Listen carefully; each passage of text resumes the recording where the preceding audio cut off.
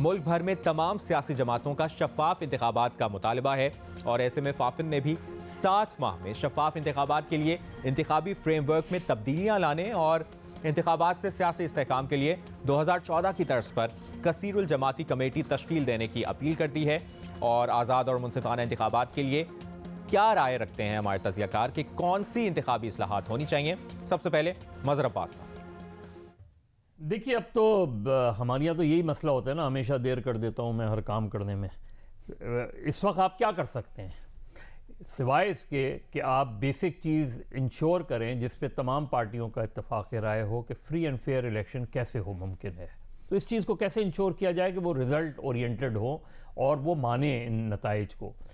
इसमें ज़ाहिर है अब इलेक्शन कमीशन को तो आप तब्दील नहीं कर सकते। एक पार्टी कहती है कि नहीं इस इलेक्शन कमीशन पे, तो अब उनकी मौजूदगी में आप किस तरीके से इंश्योर करें। दूसरा एक जो हमेशा से इशू रहा है वो ये, और वो जाहिर है ये इस इलेक्शन में नहीं मुमकिन है, लेकिन अल्टीमेटली यही एक सलूशन है कि ये जो आरओज़ वगैरह होते हैं ये इलेक्शन कमीशन के स्टाफ हों। ये जो प्रोविंशियल गवर्नमेंट्स और लोकल एडमिनिस्ट्रेशन पे डिपेंडेंट हो जाता है इलेक्शन कमीशन, यहाँ प्रॉब्लम खड़ी होती है। इलेक्शन कमीशन का अपना स्टाफ इतना होना चाहिए और वो रेगुलरली ट्रेंड होना चाहिए, उन्हें पता होना चाहिए रिजल्ट्स किस तरह कंपाइल किए जाते हैं, कैसे किए जाते हैं।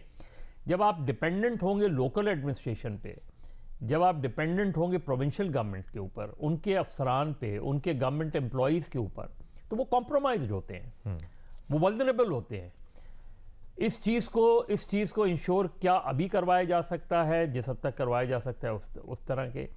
इसके अलावा कोई भी रिफॉर्म्स जो है वो इस जल्दबाजी में, रिफॉर्म्स वैसे भी नहीं होनी चाहिए जल्दबाजी में, और इस वक्त तो बिल्कुल भी मुमकिन नहीं है।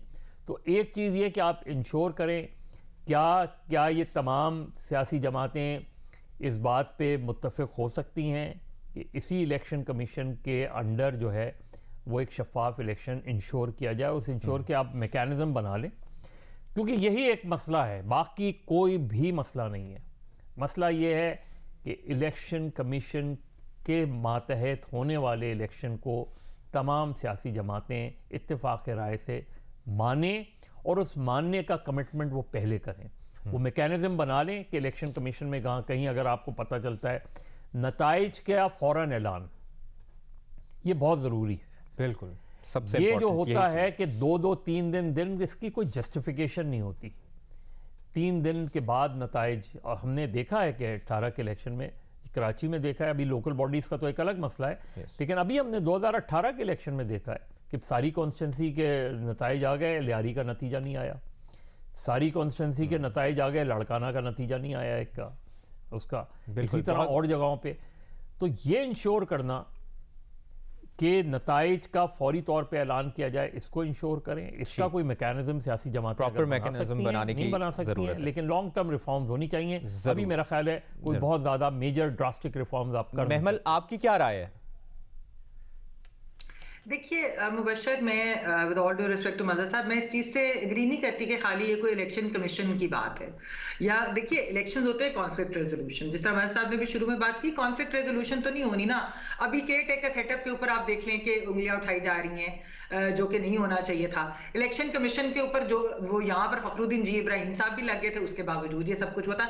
असल मसला है कि ये बजाय इसके कि खाली इंतखाबी इस्लाहात की बात हो, क्योंकि इस वक्त उसकी बात नहीं है, उससे मसला फिर भी नहीं हल होना। असल में आपको निजाम की इस्लाहात करनी है। उसके लिए पॉलिटिकल पार्टीज जब तक इकट्ठी नहीं बैठेंगी और रूल्स जब तक गेम्स नहीं तय करेंगी, तब तक ये आगे नहीं बढ़ सकते। मसलन आप ये देखिए कि जब पीटीआई की हुकूमत थी तो उस वक्त सुनने में ये आ रहा था, जो प्लान था जिसकी वजह से वोट ऑफ नो कॉन्फिडेंस हुआ, कि अगस्त 2022 के अंदर सारी ऑपोजिशन को जी अरेस्ट कर लिया जाएगा।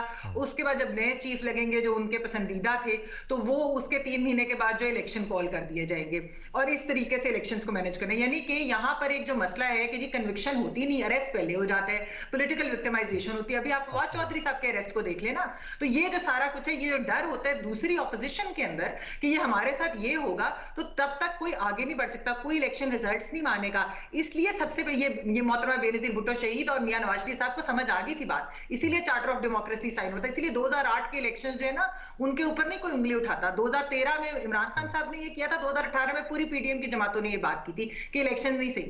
तो आप ये जब तक बैठकर तय नहीं करेंगे कि ये हमारी रेड लाइंस है और ये पॉलिटिकल विक्टिमाइजेशन और ऐसे केसेस नहीं बनेंगे। हाँ, आप इंडिपेंडेंट अकाउंटेबिलिटी बॉडी जरूर बनाएं, आप साफ शफाफ बनाएं, कोई नहीं ये कहता, लेकिन आप ये तो तय करें कि ये नहीं होगा मैं हुकूमत में हूं तो मैंने तुम्हें पकड़ लेना है और इन छोड़ना नहीं है। ये पॉलिटिकल ऑपोजिशन को, राइवल्स को खत्म करने की बात नहीं कि उनको पकड़ के आप जेल में डालते रहे। इन चीजों के ऊपर और पूरे निजाम की इस्लाहात के ऊपर जब तक नहीं बैठेंगे तो कोई इलेक्शन कमीशन भी इन्हें मंजूर नहीं होगा, कोई केयरटेकर सेटअप नहीं होगा, कोई इलेक्शन रिजल्ट नहीं किसी को कबूल होगा, जो हारेगा नहीं मानेगा और स्टेबिलिटी नहीं आएगी। एक ब्रेक लेनी है। मज़हर साहब, आप कुछ ऐड ऑन करना चाह रहे हैं? फिर आप मैं सिर्फ एक दो बातें। एक तो ये कि जब फखरुद्दीन जी इब्राहिम साहब थे, एक चीज़ तय की गई थी कि जो कैंडिडेट्स लड़ रहे होंगे उनके इलेक्शन एक्सपेंडिचर्स के लिए एक अलग अकाउंट होगा, और ताकि उस अकाउंट से पता चल सके कि आपने कितना पैसा खर्च किया है, कैंपेन में नहीं किया। दूसरी अगेन इंपॉर्टेंट, इलेक्शन ट्राइब्यूनल्स के जल्द फैसले तय है, लिखा हुआ है कि 120 दिन के अंदर अंदर फैसला होगा। 4 साल 5 साल लग जाते हैं फैसलों में, तो इसको इंश्योर किया जाए। एम्पावर्ड नहीं है ना, जैसे आप देखें इंडिया के अंदर उनकी इलेक्शन कमीशन बड़ी एम्पावर्ड है, कोई उसके ऊपर इस तरह से उंगली नहीं उठाता। उनकी चीजें माननी भी पड़ती हैं कि इतने पैसे स्पेंड होंगे, इतनी ये चीज होगी, वहां बड़े सख्त रूल्स हैं। यहाँ पर एक अनफॉर्चुनेटली निजाम, इसलिए मैंने कहा निजाम की इस्लाहात नहीं, ये निजाम महमल निजाम हम किसे कहते हैं? निजाम की इस्लाह, ये सारी चीजें अगर आप अब भी इलेक्शन कमीशन के रूल देख लें तो वो उतने ही पावरफुल हैं। सही चीज ये कि ये मैकेनिज्म बनाना पड़ेगा। नहीं, मैं कह रही हूं political parties have to decide, इसलिए मैं नए चार्टर मतलब सबको इकट्ठा होना होगा, मैकेनिज्म बनाना होगा। इलेक्शन ट्राइब्यूनल में आप क्यों 4 साल लगाते हैं? आप इंश्योर करें कि 120 दिन के अंदर वो फैसला दे, कम वोट में। भट्टी साहब, आपकी क्या राय है? आपको क्या लगता है? देखिए भाईजान, इसमें तो कोई शक नहीं कि हमारे पूरे निज़ाम में इस्लाहात की ज़रूरत है। खा वो पुलिस हो, खा वो FIA हो, खा वो इंतखाबी इस्लाहात हो, खा वो मुआशी इस्लाहात हो, खा वो सफ़ेद हाथी हो, पूरा निज़ाम एक आटो पे चल रहा है। इवन बाकी छोड़ें, ये जो हमारा बिजली का निज़ाम है, इसमें हर चीज़, यानी जैसे बिजली की तारें फरसूदा हो चुकी हैं, सारा कुछ ही फरसूदा चली जा रहा है और चली जा रहा है। आज तक पाकिस्तान में एक भी शफाफ इंतखाबात नहीं हुए। 70 के सुने थे कि हुए हैं, लेकिन उसमें भी मैंडेट नहीं माना गया और फिर मुल्क टूट गया। अच्छा, इंतखाबात कौन चाहता है कि इंतखाबात ऐसे हों या ऐसे ना हों कि धांधली उसमें हो, या कौन चाहता है कि ऐसे इंतखाबात हों कि जो सबके लिए काबिल कबूल ना हों? अच्छा, लेकिन करना क्या पड़ेगा? हमारी सियासत को हमारे इलेक्शन कमीशन के साथ मिलकर बैठना पड़ेगा। 2 काम सबसे इम्पॉर्टेंट है। एक तो सब सियासतदान मिलकर बैठे और सियासतदानों को हार और जीत मानने का हौसला पैदा करना पड़ेगा। दूसरा, सबके लिए काबिल कबूल इलेक्शन कमीशन, गैर जानबदार इलेक्शन कमीशन, अहल इलेक्शन कमीशन, काबिल इलेक्शन कमीशन और हर इम्तिहान में फेल ना हो जाने वाला इलेक्शन कमीशन चाहिए।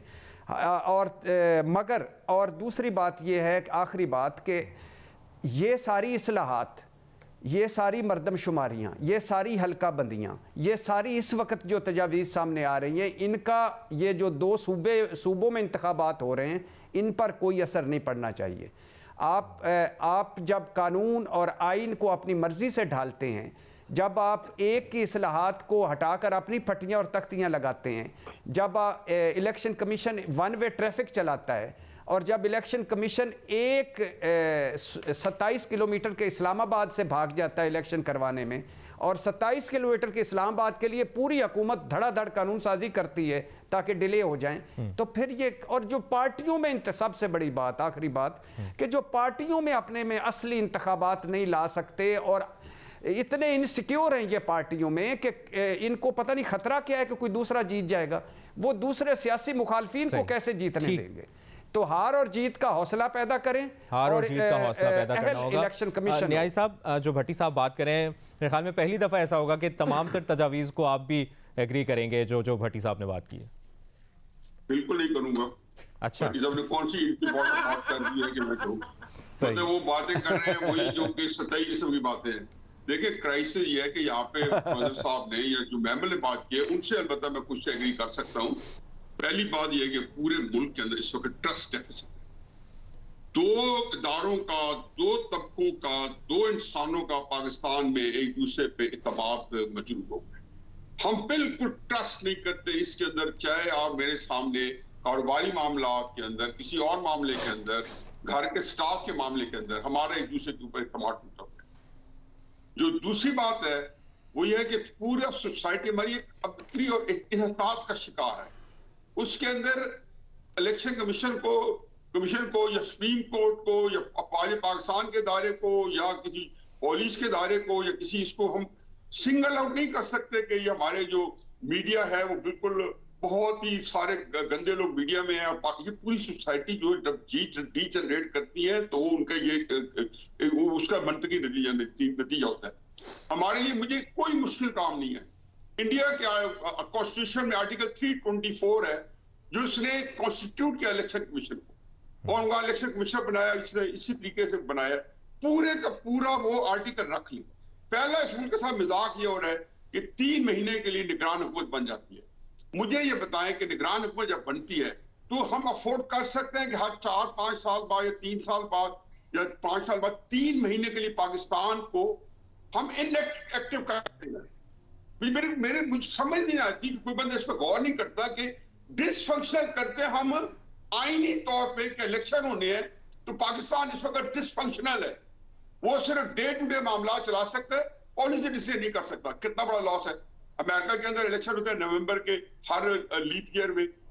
प्रेसिडेंट ओथ लेता है 2 महीने के बाद, आखिरी दिन तक जो प्रेसिडेंट होता है जो कि ऑफिस में होता है वो पूरे उसी तरीके से वो न्यूक्लियर जंग भी शुरू कर सकता है और वो बहुत बड़े काम भी कर सकता है। इंडिया के अंदर प्राइम मिनिस्टर है आखिरी, हाँ तो क्या होता है इंडिया के अंदर जो इलेक्शन कमीशन है उसमें पूरे का पूरा उसका जो वजीर आजम की जो इंतजामी पावर है या जो वजीर आला की जो इंतजामी पावर है वो इलेक्शन कमीशन को आर्टिकल 325 कहता है कि वो उसको तफवीज हो जाती है।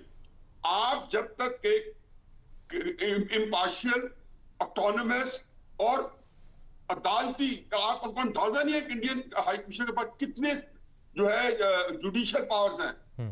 वो आपको, अगर मेरा ख्याल है मैं कभी देखूंगा कि शायद बड़े अरसे के लिए भी जेल में डाल सकते हैं, 2-3 महीने वाले नहीं है। हमारे यहाँ तो आप देखें इलेक्शन कमीशन को गाली देते हैं तो कहते हैं कि ये तो हमारा रिवाज है। और दूसरा बात ये आप एक खुद इलेक्शन कमीशन बनाते हैं। देखें कोई इमरान खान साहब से पूछ सकता है कि राजा सिकंदर सुल्तान की तैनाती आपने किस ट्रायल में की। एक एक्सक्यूज है कि मैं बिल्कुल उस वक्त कोई मेरा जो था एक लॉलीपॉप मेरे मुंह में थी, मुझे समझ नहीं आई थी, ये मुल्क चलाना था आपने।